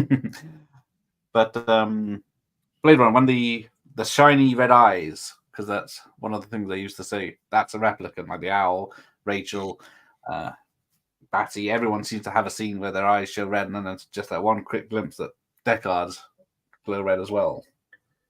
But that is a human trait as well. It is, isn't it? How many photos were ruined in the 80s by photos? There was a flash. So, but it's definitely deliberate, like you say, Gareth. Like that scene, I think it's when she asks him in the kitchen, isn't it? He looks up and his eyes go red. Would you come after me? And he's, no, I wouldn't. I owe you one, but someone would. It's just when he says that you see his eyes with that glow. Yeah. So this is another thing that people have said. The unicorn origami that Gaff leaves at the end for Deckard. That's massive. Deckard dreams of a unicorn, but how would Gaff know he'd ever even thought of a unicorn in? But then the unicorn's not. Am I right in saying the unicorn's not in every cut? Which cut is it in? It's definitely in the final cut. But I think in some cuts it wasn't in. Yeah, I can't think which one isn't in, or if it's in all three. Because it wasn't in the original theatrical one with the commentary. Wasn't in that one. Yeah. So it's in the director's cut and the final cut, I think. But otherwise it makes no sense. That it's just another thing. He makes a chicken in the beginning when Deckard's eating food to say he's a chicken, and he makes a man later on, and then the final one's a unicorn. I suppose a unicorn is like a mythical beast, though, isn't it? Like a mythical wondrous beast, which you could say that's what Rachel is, kind of. So it could just be what he leaves behind as a way of saying, like, I've done you a favour here, pal, as a Blade Runner to Blade Runner. I've not killed your missus. Your new squeeze. I get that it probably is more tied to the whole. It's supposed to make you think about the replicant idea, but depending on the cut, you could spin it different ways. Yeah, I think it's in different places. There you go. There's your answer. There you go. I knew I had an expert. Right. Let's go. How does she have the child? How does the daughter that's in 2049? How does she? Again. Well, I can answer that one because you got it. Only luckily, Matt, because I just watched the US cut. So in the US cut, during that tacked on crappy happy ending, there's another voiceover part where Harrison Ford explains that he's spoken to Tyrell, and Rachel doesn't have an inset date. Oh, she has an inset date. He doesn't have an expiry date. She's not been given an expiry date because she was kind of an experiment. So that's how they get. If you use that as canon, then that kind of explains why she could have a child. If you can look past the fact that she's supposed to be a robot. So like what Gareth said earlier. So like I don't know how that works. So she's fully organic, but an android. But yeah, you're right. But without it, depending on what cut you're watching. So if you're new, exactly going into it, and you watch the final cut, then you would be asking the question Matt's asking, saying, "Well, how does that work?" Because she should be dead in a couple of years. But, yeah. I didn't know that. Right. Probably have seen it long time ago. But, it's worth watching. It's they're good to put on because they're not massively different. So I think the final cut is definitely the best. I like to see this work print. And it does say that there's different footage in it. Ultimate music and footage. Yeah. And voiceover. So I really need to watch that. Yeah, I need to watch that. I put it on in the background a couple of months ago. I wasn't giving it my full attention. I was doing something, but yeah, it's really weird hearing it without the Vangelis. But maybe it is still Vangelis, but it sounds very different to what we know, like the Vangelis. Oh, okay. It's not as good. It's worth watching just to see the differences. Yeah, I need to watch it. Yeah. So who's got the album? Yeah, it's definitely going to be a watch then. Oh, nice. So what's that you've got? Is that I do have a CD vinyl album? Awesome. Is that new, Gareth, or is that just an old it's a re-release? Years ago? Oh, it's a few years ago. I think it's about 10 years ago. This one, it was on sale. Search because there has not been a full soundtrack. That's one of the things. No official soundtrack recording came out for a decade. There was 2 releases of the music from the movies, and so some of the tracks were missing. But then in 1992, in the director's cut, they released some of the music on an album. But this one is a more complete album. But I don't think this has got everything on it. I think a CD there's a double CD or something that's got all the. I've got the CD. Upstairs somewhere. It's a brilliant soundtrack. What's your favourite track off the soundtrack? I think it might be. Is it Rachel's Song? I do like. Yeah, I like that one actually. Rachel's Song. And then the main tile is the dun dun dun dun when it's building up and coming on. But and then some of them. All the music to be honest. The whole soundtrack's just fantastic. I could just listen. Often I will listen to it if I'm working as well, just in the background. It's a good one to have on the background, isn't it? It's great. Yeah, it's fantastic music. I like Rachel's Song as well, but it's all good. I was thinking Hans Zimmer's soundtrack for 2049 as well. Again, he's got Vangelis in there, but with his own spin on it. I like that as well. Actually, Hans Zimmer's soundtrack's amazing. It's one of the few times I've been to cinema where like the musical score made me emotional. I just wasn't. I think there'd been no on the nose Zimmer until obviously that really poignant scene at the end, and then Tears and Rain gets kind of sampled, and that was a hairs in the back of the neck. Yeah, moment for me in the cinema. That I thought it was absolutely fantastic. Nice. Did anyone play the Commodore 64 game when it came out? I didn't know there was one. Nor did I until today. I checked out on my emulator. I'm going to have to check it out. Apparently, there's a 2-minute section which is just music from the film because they're saying that was part of the licensing agreement that they played the full 2 minutes of the song before you can play the game. Was it the floppy disk or the cassette? It was the cassette back then, but then. Oh wow! So it takes about 3 hours to load then. To get the thing actually working. And then there was a 3D game for the PC in the 90s. That's supposed to be pretty good. Okay. That's what you can get that. That's quite easily accessible now because you can get it on the PS4. I actually did I started a playthrough of it and then abandoned it. But the first episode's there if you want to just get a feel for it. But I'm actually going to go back though and finish it. I think, and I'll just dump them all as like for it. Like I'll just dump a few episodes all at the one time, and that'll finish it. I think. But it's worth it. I mean, it doesn't look too hot now. They lost the original coding for it was the problem. So I can't remember what studio was that had it, that made it. Was it Westwood Studios maybe? Anyway, they lost the original master code or something, which made it really difficult to emulate for the PS4. So they couldn't do as good a job with it as they'd hoped. But it's perfectly playable, and I can see why it was really good at the time. You know, it's still good fun to play. It was a CD-ROM game, so it had plenty of data on it that showed clips and had good audio and stuff apparently.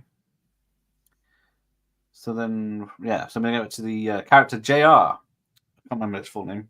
The one with the toys. Yeah, that's it, Sebastian. Of course. Oh, yeah. So he was.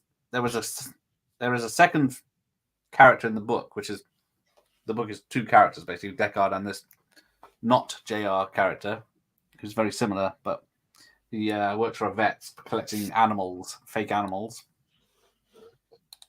But then Pris turns up at his place, the same, but not to get him in to get Batty into Tyrell at the beginning. But yeah, because Pris looks that like scene Rachel. now, actually. Yeah, Got it in your background. Yeah, but so for the film they gave him an aging condition. That's why he can't leave the Mars. Degenerative. And then, and then it's of course he's on borrowed time as much as the skin jobs are. So that was some good writing. A bit of trivia about the actor that played J.R. Sebastian. He voiced a very similar character in Superman the Animated Show. So there was an episode. There was an episode in Superman the Animated Show. I watched it this week by accident. Have you seen it? The actual episode I'm talking about. Oh, yeah. Awesome! It was like I recognise that voice. He plays a toy maker, and it's obviously a throwback. That's why he's been cast. It's a throwback to Rolling Blade. That's a good one. Pretty cool. Well, all those episodes are good. Great storytelling. But yeah, because they aged him up for that film. Because I always thought he was old, but yeah, he's still going. What's his name again? Oh yeah, we haven't spoken of Rutger Hauer yet. William Sanderson or something. His name is. Yeah, that's him. Yeah, but this is Rutger Hauer's favorite film of his own, not just because he had get to do his monologue at the end that he wrote, because apparently the original monologue was all tech heavy and complicated, so he had some time off because of the problems on set, so he had a good sleep and then he came up with the Tears in the Rain speech. Oh wow! But it's amazing. I always think it's amazing when you hear stuff like that. You know, things that go on to be so iconic and they've just been kind of done by the seat. Someone's done it by the seat of their pants. You know. It's the same with the Jaws. Often the case as well. Yeah. But yeah, he had to have his hair bleached every 2 to 3 weeks for that part. He's great. It's one of those parts you can't imagine anyone else playing that. Because was it Ridley Scott saw him in his Dutch films of the 70s and just hired him based on that rather than having any what do they call them? Not interviews, auditions. I think he did. I think in Dangerous Days he says that he took it upon himself to dye his hair peroxide blonde and turned up like the first time he met like that after he'd been cast, and it wasn't how Ridley Scott wanted him. Had in his mind him looking like, but he was like, I'll trust your judgment and let you go with it. Yeah, he seemed to have there was a lot of problems on that set, money and everything. Just surprised we got a finished film. I went on it. You sent me on a Rutger Hauer rabbit hole. Oh, a couple of years ago, so you did. Well, it's Rutger Hauer month is coming up in May or June or whenever I can think of it. We did that. Is that what you're doing? Are you in February? Rutger Hauer. Oh, awesome. Yeah. May have to come back on then if you have me. Did we do Wanted Dead or Alive? Or I can't remember. We did Wanted Dead or Alive, and then it was off the back of that I went on a Rutger Hauer. Well, you got the Hitcher, you got Split Second, Wedlock. Yeah. You've done a lot of stuff in the 90s that was straight to video, but yeah. Blind Fury. Blind Fury, yeah, that's a good one. Right, so where are we at? Here's So something. Yeah, something I wanted to ask you tonight about it, because it's the one I've seen Blade Runner a million times, like you guys have. But there's the one scene that I just can't really understand the characters' like motives is the whole sex scene. So see like the kind of sex scene / rape scene. what do you make of that? I find it difficult to kind of understand what's going on there. Like what it's done in a kind of like really aggressive way, but I don't really understand. And the whole it's an odd one. It's wants been her to mentioned say, a lot in making reviews. He wants people her to don't say, understand. Yeah, she says she loves him and fancies him, but then he makes her a say lot that. stronger. Yeah, he basically tells her to say things, almost like he's forcing her, looking for her consent. But I've always tried to like take that scene apart and work out what. Maybe I'm just overthinking it, but I like to understand what's going on in a scene, and I always find that hard. I said it's because she's an android that she may not know about such things, and then, but I think is it kind of like? Is it she's like naive?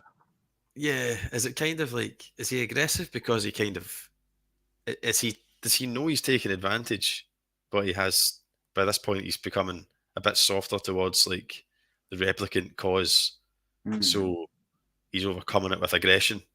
I don't know. I just find that scene so weird, and apparently there's more of it. There's a version of it, or maybe it never made any cut, but there was more filmed where it was a lot more typical of a sex scene, like there's a lot more flesh on show. Yeah, I'd heard that they hadn't made it, a bit. But yeah, it's the only scene in the film that I don't get. A decision was made, wasn't it, to make it like that? But I don't know what, like you said, I don't know what it's supposed to make of it, because like because I don't know how old mentally she's supposed to be, because like her memories are implanted, so she never actually grew up. She just like turned up one day and then they put the memories in, and as far as she knows, she's 20 something or whatever. But yeah, she's not. Maybe she doesn't know about what's supposed to happen, so he has to tell her. But very 80s. Yeah, how it's going down. But she's just an android, so it doesn't matter. Yeah, that's what I think. Is it just that he's still kind of like holding on to the idea that technically she's a robot, so I'll do what I want, kind of thing. Which isn't a very nice. Maybe that fits into where his character is at that point, because he, like I kind of said earlier, he's supposed to be the human, but he acts in a very cold and callous way. Yeah. Well, because if he is an android, as 55% of people said he was, then why would they send him after a dropout? Because the first time we see him, he's just eating noodles and he's retired or on vacation or whatever he is supposed to be. But yeah, he's. I don't know. So, what do you guys think then? Are we doing it? Are we committing? I'm thinking it over here, and I keep changing my mind because he's not the best person for the job if he's a replicant. Because all the replicants are designed for something. I don't think he is. Brian James he made you think that he could be one, but I don't think he is. Yeah, I agree with you about the. I think because of the job that he does, he has to be cold and callous, and I think maybe that comes across in that scene that he's kind of just telling her how it is, kind of thing. But no, I've always thought of him as a human. I've never sort of thought he is a replicant. I still, even in 2049, I still think they don't really answer that question even in that film, do they? No, they don't. Obviously, what's his name? The other guy. What's his name? Gosling. Yeah. What? K. Is it K? Yeah. Officer K Dash. He is a replicant. Yeah. Joe, does he not rename himself Joe towards the end? I think he does. Something like that, isn't it? He gives himself an easy name. Yeah, because Harrison Ford Deckard refuses to call him by his serial number, so I think they go with Joe, do they not, or something? Yeah. But yeah, see that 2049. It's amazing how 2049 manages to make it even more muddled deliberately. But just the fact there's Nice Guy Eddie's put a comment in the question. a comment in the chat there. Oh. That's the one. But if Deckard is a replicant, how does he know what he's doing? I completely agree with that. How does he know what he's doing, right? Because if he's supposed to be at the same time as them, like, are we supposed to think they've supplanted memories of a Blade Runner so that he like? Well, that's he thinks he's had training. Yeah, but I think I buy into that. the fact that they then have a replicant as a Blade Runner in 2049 then fuels that fire that maybe it could have been, because obviously they were doing it in 2049, so maybe they were doing it as far back as 2019. Well, exactly, yeah. They just didn't tell them they were replicants back then. Personally, just to, like, I kind of agree with you, Matt. I think on the big Blade Runner question, just for the people that are watching, I don't think it should be anything, because I think that's the beauty of the film. I think it should be ambiguous. I don't think, and it can fluctuate, but I think it works. I think it works better if he's a human, for the reasons I've said, because if there needs to be that comparison between, how humans can not be very humane at all, and how an android can be humane, and if at the end it turns out Harrison Ford is also a replicant, then what does that kind of, it loses its message somewhat. Yeah. If there's not a human in the story to kind of juxtaposition with the replicant. But if you just look at the evidence of the final cut, it points to the fact that he's a replicant, especially with the unicorn, because that is very, very specific. Like, how else do you explain that Gaff knows to leave the unicorn? So because he knows what Rachel's childhood is, because they're just memories from Tyrell's niece. So how did he know that before? It's never mentioned that Tyrell gave her her memories. Yeah. You can overthink it, definitely. You can definitely, I think it's better. Might be crazy. I think it's better to think about the themes evoked than the actual piecing together the narrative, if that makes sense. Because then you'll end up with the conundrum that you say of like the androids and all that. Precious. Because the scene I hate is the eye gouging and head crushing. We're getting to that scene. That's just coming up now. It's always one to do that. Because was it J.R. Sebastian's killed off screen, isn't he? Because is he killed off? He's mentioned that he's killed later. Oh yeah, I think is it not the other Blade Runner? What's his name? Yeah, because before Harrison Ford, I think Gaff mentions it, doesn't he? He says that we found that's his body with J.R. Sebastian didn't make it or something. But so they kill him off. But then it's apparently the 20-minute fight where Harrison Ford turns up to the building to find them. He doesn't speak for the whole 20 minutes, I think, as someone said. Wow. He just turns up and wanders around, and they attack. And then, because he shoots Priz, and then because she's a sex bot, she has an orgasmic death. I remember that. And then Daryl Hannah recreated it in was it Kill Bill, when she gets her eye plucked out. Okay.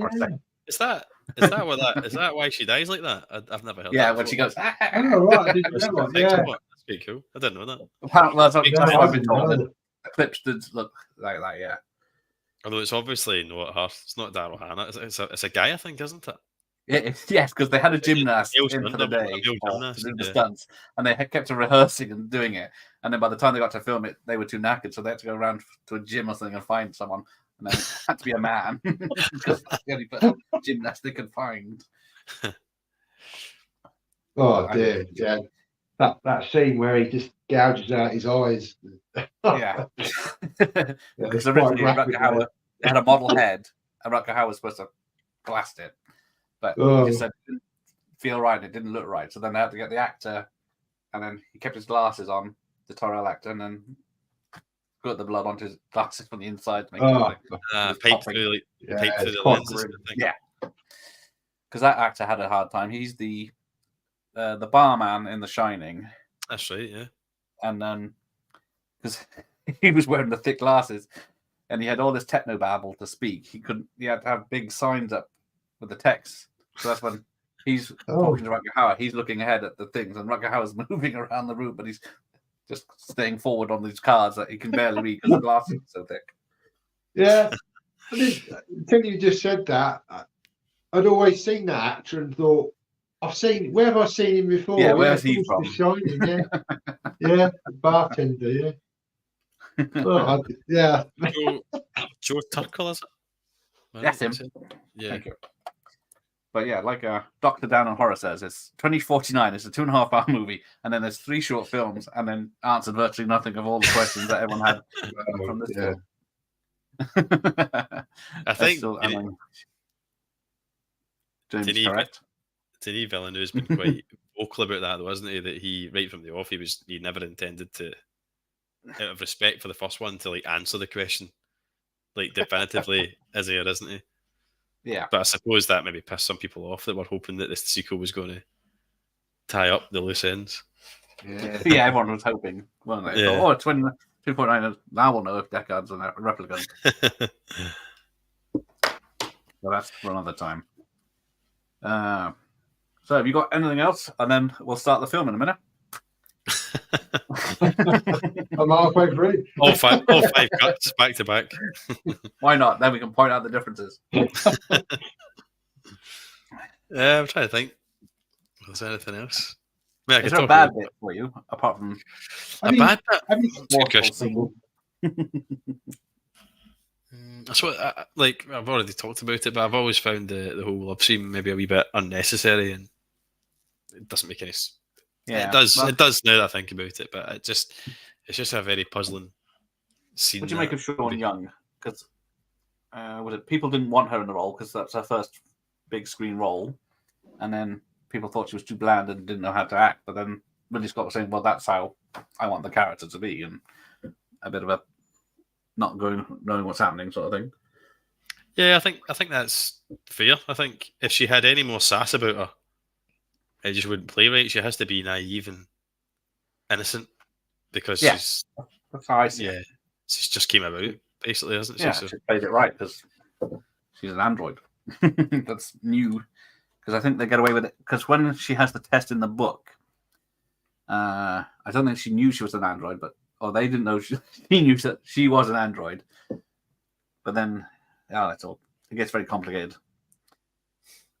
Have you guys seen the film called Soldier with Kurt Russell?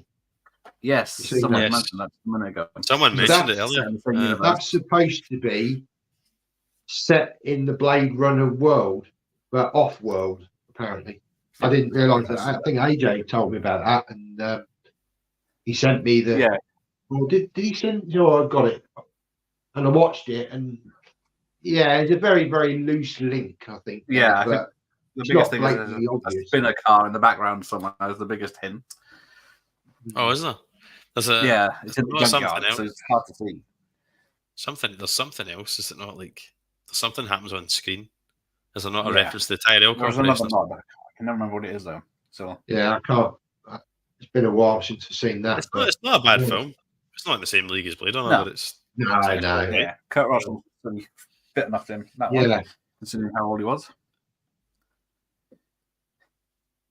Two kind of sci-fi flops back to back, because it came out around about the same time as Escape from LA, didn't it? Maybe budget straight to video movie. Yeah. So he had Stargate. He's had a few. So he had Stargate in '94, Escape from LA in '96, and then Soldier '98, maybe. Yeah. And then Breakdown was a mild success.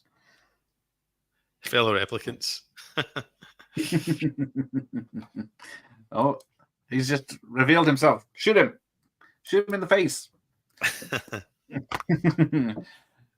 Now, what do you make of Ford's when he does that? He's supposed to be the investigator at the strip joint. Excuse me, miss, can I have a word with you? And then that's a bit. I don't know if that it's quite jarring, that scene, isn't it? But it works because it's like kind of spy. It's kind of spycraft almost, or not spycraft, but it's showing that he's like experienced, that he's disarming her by putting on a character basically to try and catch her off guard. Would a But it doesn't replicant do sound that? stupid. Yeah, it obviously fails at the first hurdle, but I do want one of those bubble hair dryers though, because of my hair. You'd be surprised to know what a guy will do to get a look at a beautiful body. Just got the scene on where he's coming into the room with all the toys. Yeah, the little people in the costume. And then he's just like, Chris is there. She's obviously looks like a doll. Yeah, it's quite creepy. A lot of the sort of background stuff is going on. I guess better in HD. Yeah. It doesn't really pick I'm up on watching the the Blu-ray VHS. at the moment. I'm not watching the 4K, but he still looks pretty good even in Blu-ray, to be honest. Oh, I bet.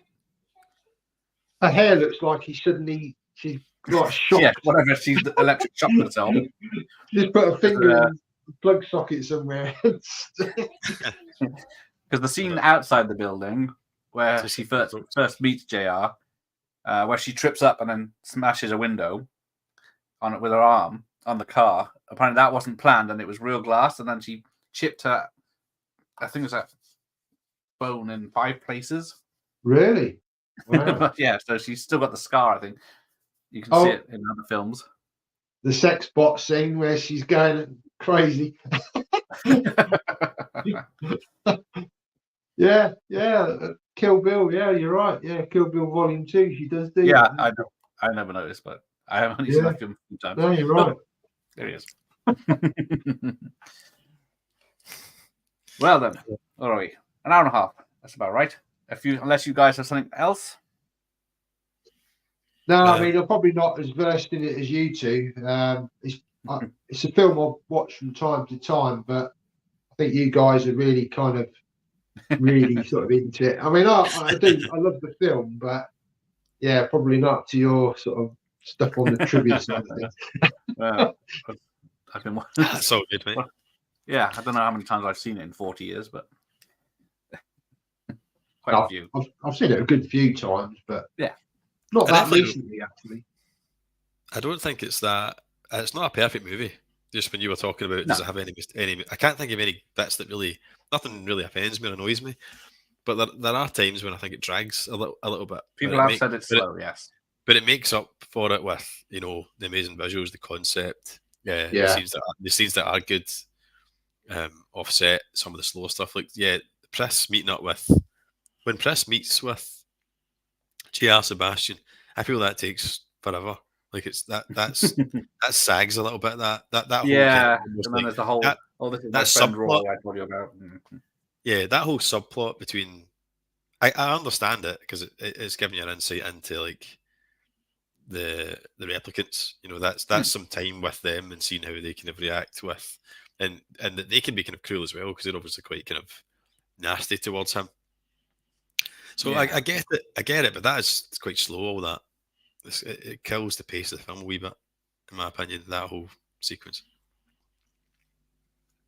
Yeah, it's definitely. Yeah, I don't know whether maybe a modern audience never seen either film. Possibly, you might be better going in with 2049 to start with, and then once having experienced that, then go back and revisit the original. Because, like I say, a lot modern audiences, because it's got those slow parts to it, might get a bit bored. I don't know. I mean, I wouldn't get bored with it, but a lot of people said that 2049 was boring and slow, but it's a long film. But it's 2.5 hours at least, isn't it? Yeah. Yeah, I suppose there are bits in that kind of drag a little bit. I think there's the bit where he goes to find the little girl, I think, with the horse and all that stuff. That's the factory and stuff. Yeah. So yeah, I mean, you're going into these films, they're not going to be like Transformers or your typical sort of summer blockbuster. Other there, it's science fiction with a lot of meaning behind it. So you've got to appreciate it. Yeah. Probably be in the right frame of mind as well to watch it. Yeah, that's kind of like what I said earlier, man. I think, Yeah. like, it's not something you stick on in a Saturday afternoon at 2:00 with the family talking about, is it? Yeah. But It's not a it's Star like, Wars. yeah, it's. I just think that like 2049 is slow in places, but it's deliberately slow burn. But at least I feel like every scene in it builds towards the overall plot and narrative. Like whereas, like the scene I mentioned with Pris and Roy and J.R. Sebastian, like ultimately the narrative and the kind of story in the first Blade Runner is he's trying to find these replicants. That's the kind of progressing story, is him hunting them down one at a time. And then you've got this kind of like a side where it's like 15, 20 minutes of just messing about with the replicants on their own. It's like, where's Deckard? Like you want to get back to like the kind of Blade Runnering, shall we say? Whereas with 2049, there's like that scene, that section you say, Matt, but it does kind of slow down. But it's all tying into the central theme, or as they're finding out where this Rachel is and where Deckard is, and it's putting in the doubt as to there's that red herring of it makes it look as if Kay is going to be the son or the kids, but so I don't mind it as much in 2049. I think it's slow paced, but a bit more tailored, a bit more structurally tight than Blade Runner, I think. It's made more for modern audiences, isn't it? Made in a different time. Yeah, because it starts off with a fight, doesn't it, with Batista, isn't it? Or am I misremembering it now? But obviously Ridley Scott wasn't happy with the film, hence the reason why there's so many cuts. He's gone back and tinkered with it more and more till he got his final cut. Yeah. It's a great film. I'm sure some people will say it is perfect. I don't think it's perfect, but I still think it's a fantastic. Oh yeah. For me personally, seminal films. I think it's only silly people like AJ that don't like him. But I get it. It's kind of like thematic, visually striking, slow burn sci-fi. That's not for everyone, So, it certainly wasn't. Was it 82? But when they wanted friendly ET, and then because it was mismarketed as well. Because if you watch the theatrical trailer, it's all the action beats, so they made it look like a sci-fi action film. And then of course people went to see it and said it's not a sci-fi action film. And then is that 24? The mouth of that went around, and of course, there you go. Oh no, so that's the 1981. Oh yeah, it's because it's funny you say that though, because they did that with 2049 as well. Yeah, I thought that when I saw this, I thought, this doesn't feel like Blade Runner. Yeah, 2049. I wouldn't say it's an action film either. It's got action elements in it, but it's But if you watch the trailer, it's like a totally different movie though. It's basically got every action scene that happens in the film in it. So it looks a lot faster paced. Yeah, it actually is when you go to see it.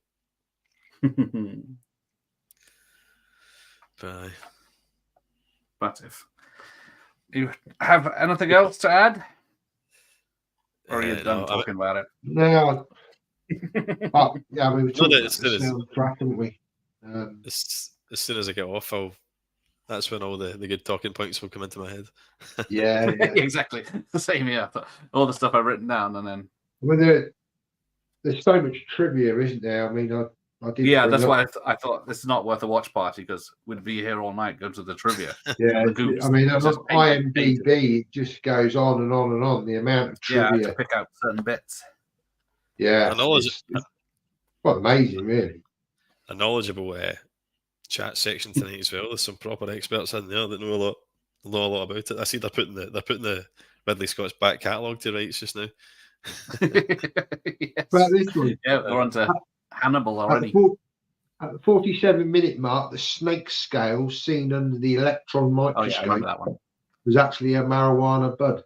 Yeah, this is a close-up of a marijuana bud. Yeah. I don't know why they just didn't. I guess it's not as impressive as a snakeskin. Is not as impressive. I wouldn't know. I've never seen a scanner under a microscope. Exactly. With the serial number on. I don't know how they must have done that in post. Yeah. No, I've nothing to add. Just it's timeless. It's timeless, and it's influenced just about every dystopian sci-fi film that's came after it. Yeah, so we must have done something right. I think it's this culmination of visuals, soundtrack, and a great cast. Wonderful performances by Rutger Hauer and Harrison Ford. Yeah, it's just magic, isn't it? One of them films that just comes along every once in a generation, and it's just got that magic about it. I think. Okay, right. Then if I'm going to try something now, it'll probably kill the bandwidth of my stream, but I've just put a phone number in the chat. So if anyone wants to call and talk online, we shall see if it works. Because I don't know if my PC's powerful enough, so we'll see. We're doing a phone in now. I believe on a phone in. It's a phone in now. Test. It's a test. Oh wow! So it might be only one, and it might only last about 2 seconds when it kills my PC power. But if anyone wants to phone in, probably UK only because that's a UK number. I don't know. It's a soft phone, so it's not my number, and it won't be live apart from when we're live. So we shall see. Any calls? The switchboard. Oh, Michael Myers has found me out. Yeah. Low call number, not an 0898 number. I didn't find it in the back of a magazine.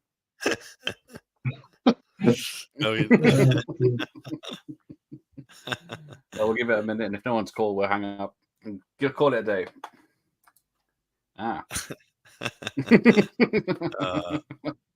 Oh no! Now the jokes. I guess there isn't much humor in the film, apart from Harrison Ford's impressions. I don't know. There's no humor in it, really. Is there? No deliberate humor I can think of. I don't know. No, yeah, there's maybe some dark humor. I don't know. There's killing. I don't. Oh well, there's the moment. There's a kind of funny line when Leon's fighting him because he's like, what was it? He says, he's like, now what is it? Oh, what is it? It's not laugh out. It's not laugh out loud funny, but it's it's a kind of funny reaction to what Leon says. Yeah, I'm trying to think what it is now. I think he's like, how old am I? And he's like, I don't know. And he like slaps him across the face, and then they continue having this conversation, like being interrupted by slaps. If I remember it. The turtle tortoise scene. Yes, I guess the bit where they're talking about doing the test, and then like it trying to get reactions, all linked to animals, isn't it? Like the calf, the skin purse, and stuff like that. And you see a turtle. What's a turtle? It's like a tortoise. Same thing. Like a turtle. You know what a turtle is? Same thing. Yeah. Same thing. Yeah. Well, no, exactly the same. There's a scene because Holden. There was supposed to be another scene with Holden. Harrison Ford there was a scene shot where Harrison Ford goes to visit Holden, and he's in hospital and he's in shit state. He's like, like one of those comedy films where he's got like an attraction. He's one hand's up there and he's fully in a cast and he can barely speak and he's on like a ventilator, and Harrison Ford basically goes to see him just to kind of like see how he's getting on and ask him any information that can help him because he's taking over the case kind of thing. But I think it just got cut for pacing reasons. But I've seen stills of it. I remember seeing that. You mentioned it, or still, or something. Yeah. And obviously, we don't really get an update on Holden, do we? That's it. Just in a bad way, and that's it. So obviously, there was a scene where he went to visit him. Yeah, because that's the difference with the book. Because in the book, Deckard's a bounty hunter, so he thinks if I kill these 5 replicants, that's so much money I can. He's thinking about the cash. Buy my sheep or buy my real goat or whatever it is he gets in the end. Holden's mentioned in the book, isn't he? Because I think Holden's like the top. Is Holden not like the kind of the top tier guy that gets all the jobs? So I think is it because he gets taken out. In the book, he's kind of like one of them. Chance to gets taken out by Batty in the group. Yeah, but right. Well, if no one's brave enough to call, we'll call it a night. Shite bags.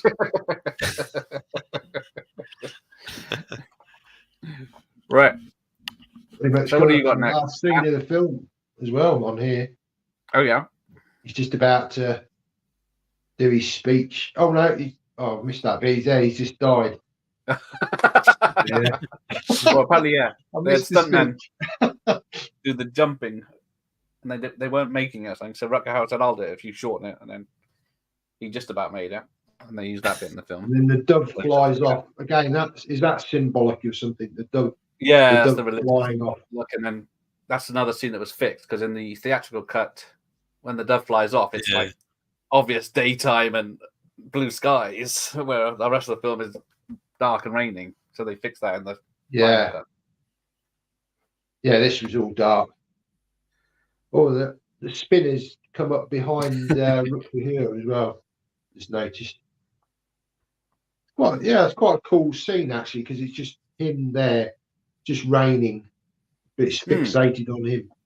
Yeah, very cool. Know what to think. It's the two. It's too bad she won't live. But then again, scene, isn't it? Yeah, because there's only two. That's the only time he speaks English because he starts off with the city speak, which is German, Japanese, English, Spanish, or something mixture because of the melting pot LA has become, and then he reads English later on, so we know he reads English, and then he speaks English at the end. Apparently, he put a stupid amount of work into that. Richard James almost. He came up with the language himself. He put a lot of work into coming up with that language, and he's considering how little he's actually in the movie. It's like that maybe seem worth it, but I suppose it all adds to the whole film. Yeah. Yes. Yeah, it didn't go overboard like Lucas did. Absolutely. Someone put great new characters in the background. Someone put a cracking comment up earlier. I don't think you highlighted it, Gareth. It was like if George Lucas had done the final cut, he would have had Holden shooting first at the beginning. I did not see that. I think it may have been the same guy, the horror cat dad. Maybe. Anyway, it was a good one. Have you never been tempted by the gun edition, Andy? You know, that gun edition that you could. The replica. Right, it was available, but I think it goes for an incredible amount of money now. I didn't know that existed, mate. Do you mean what that comes with 2049? Sorry, yeah, not Blade Runner, but 2049 edition with the gun. You haven't got that at all? No, I didn't know that existed, mate. I know that you can buy decent replicas of the gun. No, there is an edition of I think it was from Germany or something like that. Really nice, edition of. But it's the gun that Harrison Ford uses, not Kay's gun. So it's got the double, thing on it. Trigger. That's the word. Yeah, very nice, but incredibly expensive. I think Keith at Euphoria, I think he's got one of them. Oh, if he doesn't have it, he's bound to have it. He's got two of them. He keeps one under his pillow. You can get the one with the whiskey glasses as well. Well, I've seen that one, and I remember I wasn't as big into physical media collecting as I am now when that film was first released, and I wanted a nice version, so I did at least get the. I've got the Mondo Steelbook that has of 2049 that has the 3D version, the 4K and the Blu-ray, and it's a really nice steelbook. But yeah, that's a bit of a regret of mine, Matt, not getting the one that came with the Blade Runner inspired white whiskey glasses. That was cracking. Yeah, I would imagine those are pretty expensive now on eBay. They are now. Yeah, that gun even more, 300-400 quid at least. Yeah, I'm not that big a fan. Oh, they got it. Oh, stuck to the stand. Oh. Have you got it, Eddie? Oh yeah, there's a YouTube video where a guy buys it and tries to cut the stand off and just completely wrecks the whole thing. Yeah, some bloke does it. It's like at the end, it's like, oh no, I've just ruined it all. Oh, you idiot. That's a bit like oh, I don't have it to hand, but I was doing an unboxing of the new Gladiator. I suppose it's kind of on topic because it's Ridley Scott, but the new Titans of Cult Gladiator release, I was unboxing it earlier on, right, filming it, and it's a increasingly annoying trend, this of putting too much glue on the cards, right? And it's completely wrecked my Titans of Cult. I took the card that's designed to come off because there's proper like artwork and design underneath it. So at first I thought if I taken something off that wasn't supposed to come off, maybe my fault. But it's definitely not. It's supposed to come off, and it's left a horrible big like damaged circle. It's made it all kind of deformed. Is that the £50 version or the 100 one? The 50 one, mate. Yeah. I think it's too much. 100 quid for one film is too much, in my opinion. No matter what. They did it with that Exorcist one, the big Exorcist box that came. People were taking the back off of that and it was ripping that was like 80, 90 quid. Yeah, too much glue. There's no need. They wrap it in cellophane, just put the card around it. You don't need the glue, do you? Oh, doesn't it? See with these editions as well, Matt. Why not just see if it's like a really kind of premium like edition? Why not just put instead of having it as a card that's stuck to the outside of the packaging, just put it in the box. Like just put it in as like a sheet that goes in the box, so that you can open the box, take the sheet out, and be reminded of like the spec and the special features. I don't know why they insist on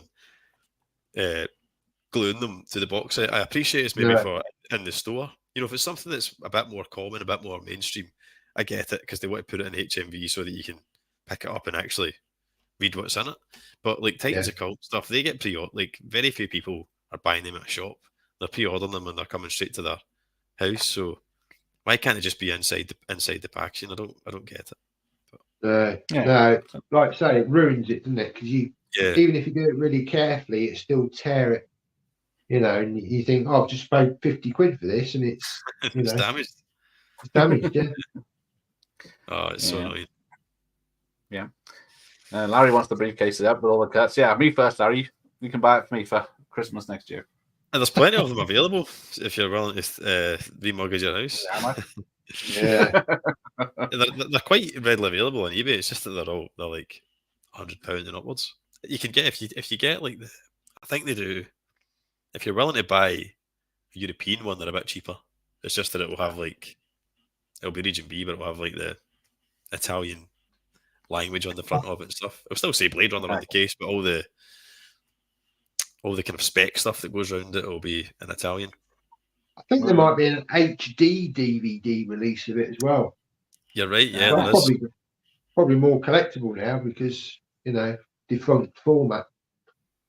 Yeah, it's the Region B UK Blu-ray version is like hen's teeth. That's the one you'll pay the most for. But you're right, you're probably better getting HD DVD if you've still got like an old Xbox or something that can play it.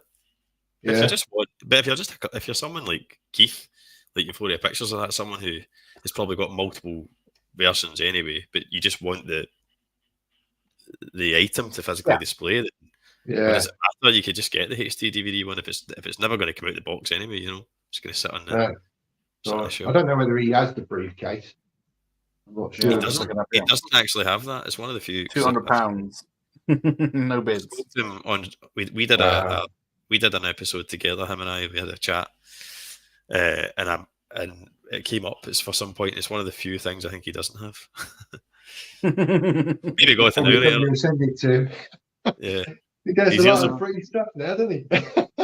His ears will be burning. HD DVD version, yeah. £4.99 with free shipping. That's not bad, is it? But yeah. Nice guy, Eddie. The Blade Runner Film Vault edition is mental. Is that mental in a good way or mental in a bad way? I like it. Pricey, is it? He means to buy one off eBay. It's mental. Yeah. Maybe I'll see one in a charity shop. I'm glad I got that one. Yeah. Right, I won't watch the film. Blade Runner, worth watching. Yes. Oh, there you go. Great way and price now. Oh, right, yeah. Oh, Larry's got the Vault Edition. Curse you, Larry. Emma's got the nice stuff. Right. I'm going to go and cry. So, thanks for these two for joining me. And No problem. what have you got next, Matt? What's that? What's you got next? What, my channel? Yeah, why not? I think there might be an unboxing on Friday, and then something on Sunday, which I can't remember. I've got quite a few videos already in the works, already loaded, about 10 videos. I can't tell you what they are off the top of my head. Yeah, I got that. And Andy, what are you going to do? I've got a few things lined up. So I'll have the Titans of Cult unboxing of Gladiator. That'll be my next thing. Will come out in the next couple of days, and I've got I'm going to try some kind of shorter reviews, 4K reviews of The Creator, The Fugitive, and maybe some other stuff, some whole videos and things like that. But yeah, I've got another video actually, which is about like the kind of top 5 mistakes or 5 big mistakes that collectors make based on my experience. So I'm interested to see how that one goes down. That sounds interesting. Nice. I'm going to. It's just taking me ages to. I have multiple copies of things. Is probably one of them. Well, no, it's not. It's not on there. But I might make a part 2. I might you never have enough copies of anything, just in case. Oh, so yes, thanks to everyone for joining us. Sorry I couldn't get to the chat, but we were in the zone. Night Movie Talk. Thanks for being in the chat. It's yes, I've enjoyed it. I've enjoyed all the comments. Thanks for tuning in, folks. Yeah. And we're just coming up to 2 hours, which is the same length of the film, so we'll call it a day. So thanks for everyone for joining us. Time to die.